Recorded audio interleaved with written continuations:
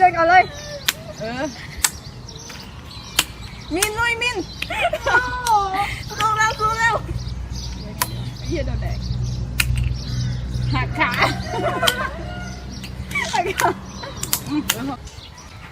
วันสุดนิ้วหยุดก่อนวันนี้พวกมึงรู้สึกไหมอากาศไม่แปลกๆหรอรู้สึกเหมือนกันว่ะอ๋อเดี๋ยวถามสิริให้นะสิริวันนี้ฝนตกเปล่าอ่ะในสัปดาห์นี้จะมีฝนตก90%มีพายุไหมอ่ะจะมีพายุฝนฟ้าคะนองลมกระโชกแรงและอาจจะมีลูกเห็บตกอีกด้วยนะสิริ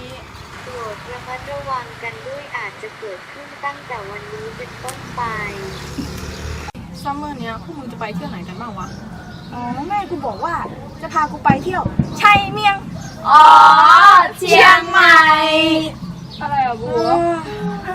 ก็เชียงใหม่ไงแล้วหลิวไปไหนอ่ะไปไหนอ๋อบ้านเราทำธุรกิจมืดธุรกิจอะไรวะ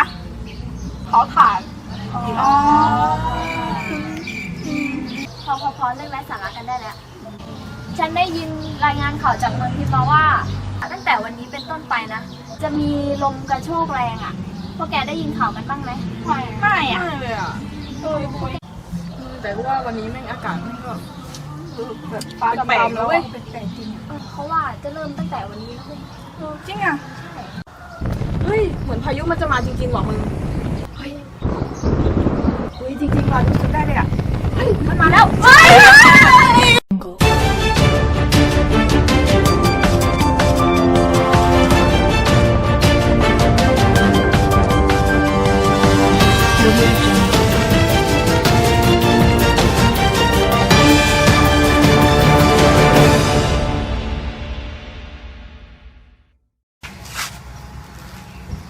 ถ่ายแล้วอ๋อถ่ายแล้วเหรอสวัสดีค่ะวันนี้นะคะเรามาพบกับช่องเจ๊จวงเจาะลึกทุกสถานการณ์แทงวันนี้นะคะรายงานมาจากเมืองทิพย์นะคะว่าตอนนี้มีฝนตกหนักลมกระโชกแรงนะคะตอนนี้มีพายุเข้ามาแล้วไปก่อนนะคะตอนนี้นะคะเราก็มาอยู่สถานการณ์จริงนะคะตอนนี้ก็คือพายุลมแรงมากเลยค่ะดูค่ะฝนตกเต็มเลยค่ะดูของเข้าของนะคะจากที่หมดเลยค่ะดูค่ะเปียกไปหมดเลยอ่ะพายุเกิดจากแรงดันในอากาศต่ำลงมากกว่าในบริเวณรอบๆพื้นที่หนึ่งพร้อมกับมีแรงดันอากาศสูงเกิดขึ้นรอบๆพื้นที่นั้นการรวมของแรงปะทะต่างๆก่อให้เกิดลมอันส่งผลให้เกิดการเคลื่อนตัวเปลี่ยนรูปของพายุเมฆเช่นสภาพที่เรียกว่าคิวมูโลนิมบัสซึ่งเป็นในรูปแบบก้อนเมฆดำทะมึนหนาทึบอันเต็มไปด้วยประจุไฟฟ้าที่ก่อให้เกิดฝนฟ้าคะนอง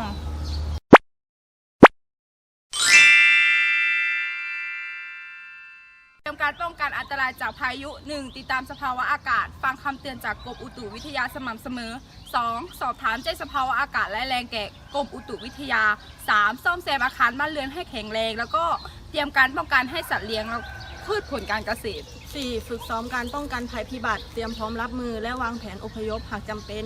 5. เตรียมเครื่องอุปโภคบริโภคไฟฉายแบตเตอรี่วิทยุกระเป๋าหิ้วติดตามข่าวสาร 6. เตรียมพร้อมอพยพเมื่อได้รับแจ้งให้อพยพค่ะ